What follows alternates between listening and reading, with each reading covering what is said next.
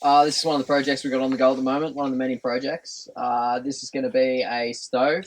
It's going to have two places for two pots on it.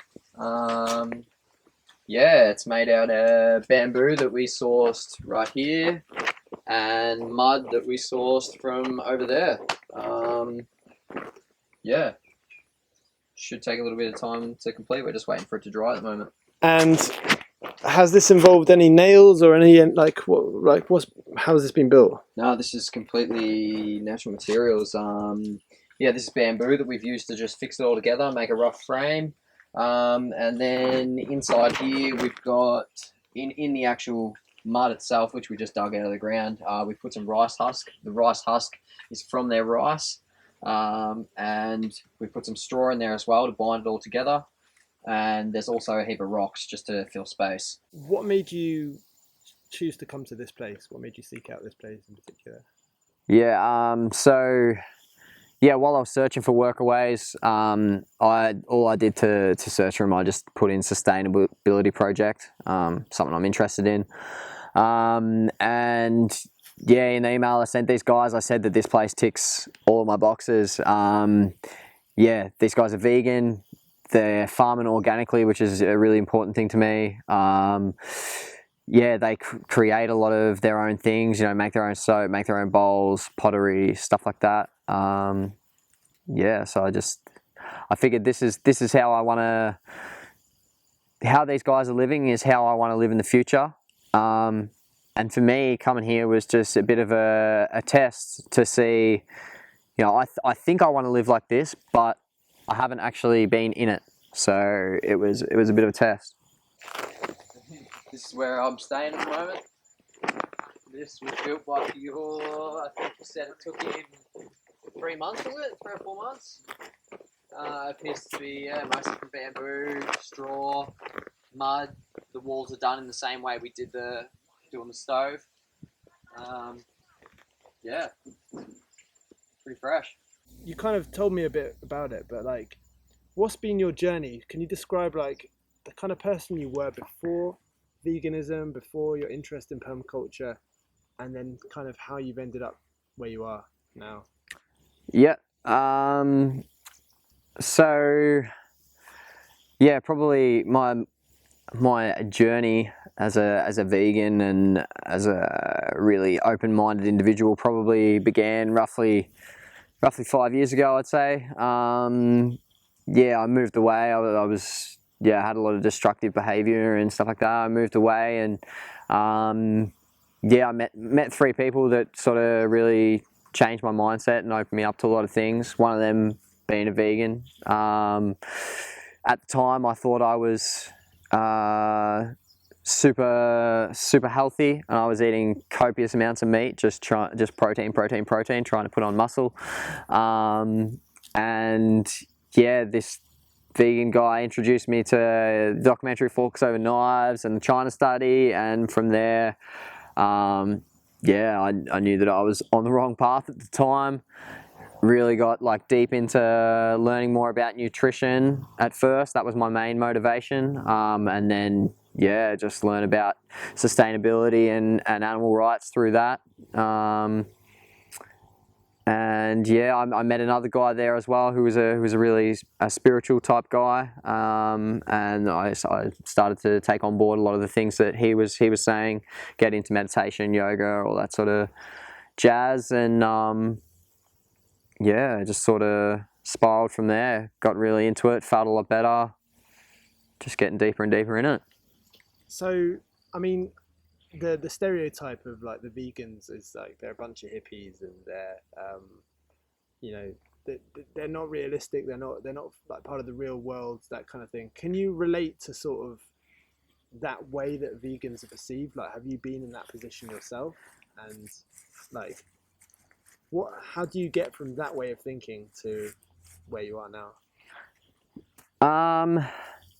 Yeah, I definitely think that's a thing, that vegans are the hippies. Maybe that's just because I see that as, you know, maybe we just start to realize what's important and what's not, you know what I mean? Like, I mean, so many people back home, they're all about having all this stuff and having all this money and blah, blah, blah, blah, blah. Maybe veganism takes an effect on your body and your mind, and you just realize that you want to become much more part of nature. Like, that's the way I sort of feel it. You want to be with nature. You want to treat nature right, and from there you just, yeah, well, I guess you sort of become a bit of a hippie. You know what I mean? And before you became a bit of a hippie, like, what kind of person were you before? I was, yeah, a completely different person 10 years ago. Yeah, extremely destructive behavior. Yeah, probably a racist, probably a homophobe, quite closed-minded, just going down the path that everyone else goes down. Yeah, I found that the path that everyone goes down, chasing the dollar and working, that ain't happiness to me. I don't think that's happiness to anybody, but they just haven't realised it, and they're stuck in the grind. So with that kind of realization, what has coming to a place like this where you can see veganism and permaculture in practice, what has that given you, do you think? Yeah, so coming here is definitely, it's been really inspiring for me. As I said, like, this is how I want to live in the future.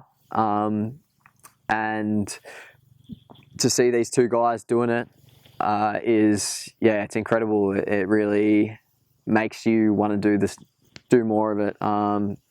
And these guys, you know, they're pretty chilled out. There's no, you know, hard out systems here. It's pretty chilled out. They work maybe 6 hours a day. You know, some of that is hard work. We do a lot of digging. We move a lot of dirt. You cutting things down. Some of it's hard, but I mean, it's, you know, it's stuff that everybody here really enjoys doing, and stuff that gives you much more of a connection to your food and to nature. And yeah, so being here and seeing them working maybe 6 hours a day, providing pretty much all their own food, that's crazy.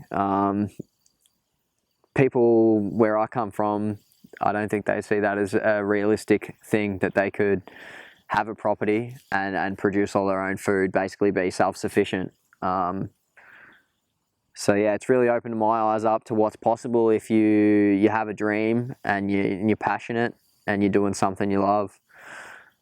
To me, that seems like a much better way to go about life. A lot less stress than working 60 hours a week in a job you hate in a concrete jungle. So do you think this provides a kind of blueprint for how we could be transitioning as a society? Yeah, 100%. Absolutely. I mean, yeah, these guys have only been here for 4 months, and what they've created already is pretty incredible.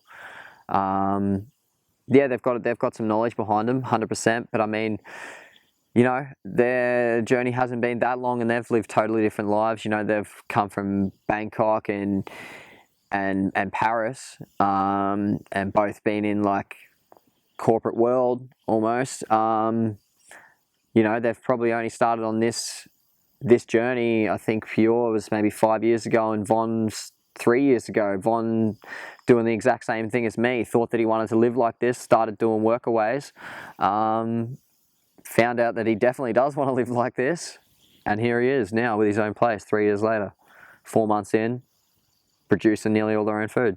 We've got a little bit of a food forest happening in here. What do we got that I can see? There's eggplant in there, papaya, lemongrass, chili, bananas, coconut. Yep, bit going on there.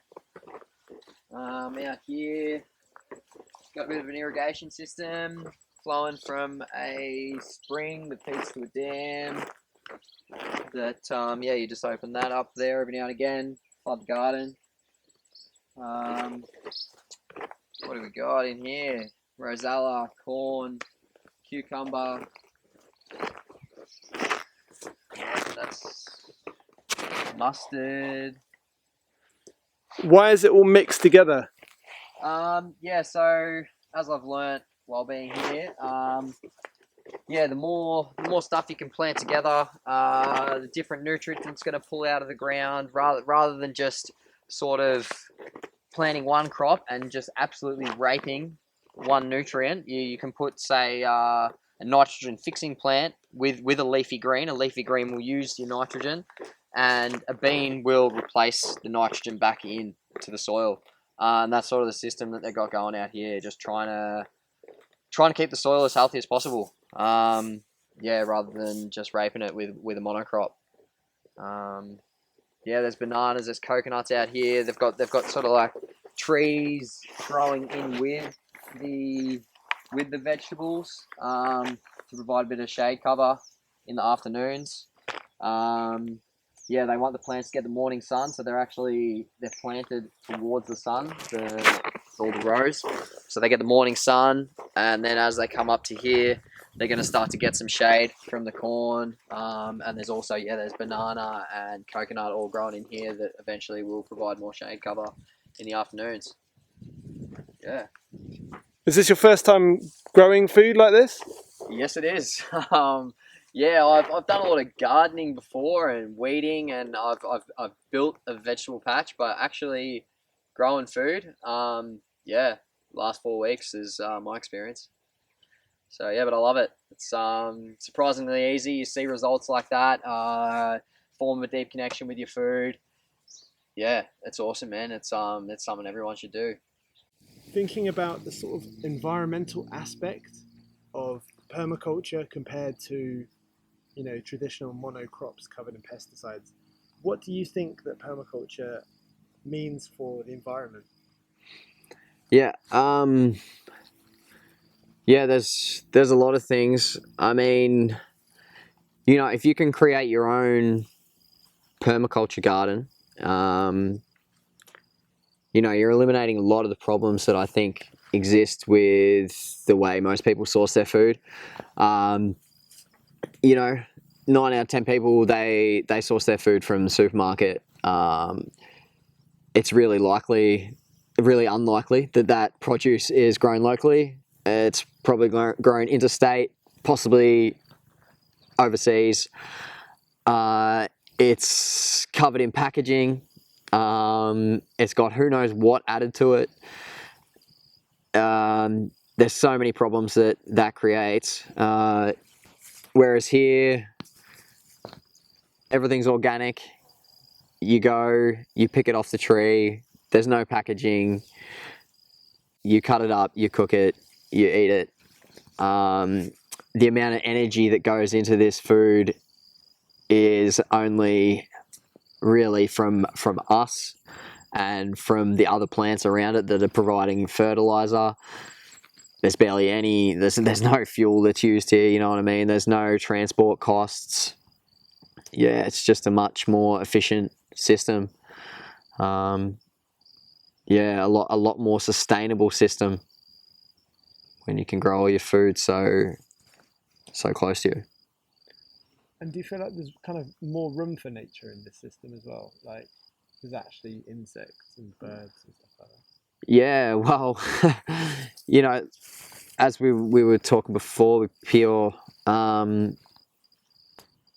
something that they want here. They want insects, they want predators, they want birds, they want everything.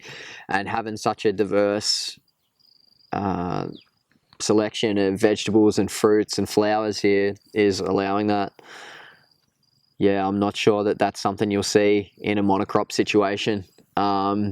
And then you're just going to have chemicals dumped on there to get rid of it. Like their solution to pests and that here is, introduce another species through putting another plant there, and let nature solve the problem itself.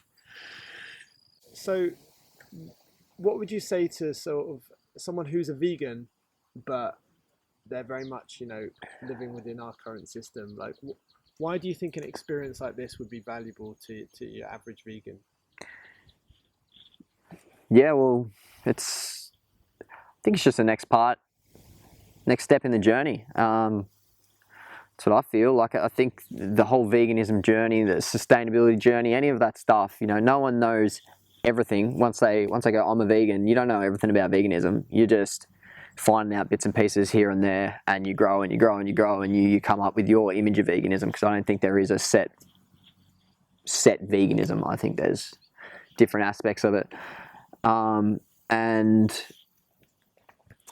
yeah, I think coming here for me was like, yeah, I know a lot about nutrition. I've got a rough idea about my view of veganism, but I don't have a huge connection to my food. I don't grow any of my own food. And I think coming here and, yeah, getting your hands dirty and seeing how to grow food and how enjoyable that experience has been to plant seeds when I first get here, and now they're a foot high. It's rewarding. And what do you think you've learned about permaculture as a practice or a philosophy? It's really cool that these guys are growing, yeah, so many different things, and the way that every thing that they grow here interacts with the other plants. Like, that's not something you see back home. Usually, you know, it's a patch of carrots, it's a patch of pumpkins or something like that. These guys are growing stuff all together, and it's not just by chance that these things are growing together. They know why they're there, and they all have a purpose, and they're all helping each other. And I think that's a much better system than just planting one crop and, yeah, it takes out one particular nutrient, and then you just go again and again, and you're replacing that nutrient by fertilizer. Instead, these guys are doing it using other plants, and that's pretty special. What would you say to people who are permaculturists or into permaculture, but quite skeptical of veganism? Maybe someone who thinks that you need to have animals as part of that system. Yeah, well, the proof's in the pudding here. I mean, these guys are vegans, and there's no animals here, and there's food everywhere. I think it just comes down to expanding your knowledge, knowing what to plant, when to plant it, and what to plant it with, making good compost, using mulch. Yeah, and I think you can easily get away from using animals. Yeah, it's happening here, and it's working pretty well from what I've seen. If you could think to that person that you were 10 years ago, or maybe some friends you know that are still kind of like that, what would be like a kind of, if you could share something about what you've learned from this experience, what would you love for them to kind of know or understand about this? I think it's a lot about lifestyle. You know, I mean, yeah, what do we do here? We eat great food, we cook together every day, we eat together, it's not rushed. There's time to read, there's time to exercise, there's time to relax. And then in between that, you do a little bit of work. Yeah, you're outdoors, you're in the sun. It just seems to me like a much more chilled out lifestyle. And you get to do your passions every day. Like, food is a passion for a lot of people, and I think they just maybe haven't discovered the next step of that passion. Yeah, they might love cooking and eating. I'm pretty confident that if they got involved in growing food as well, they'd be passionate about that as well.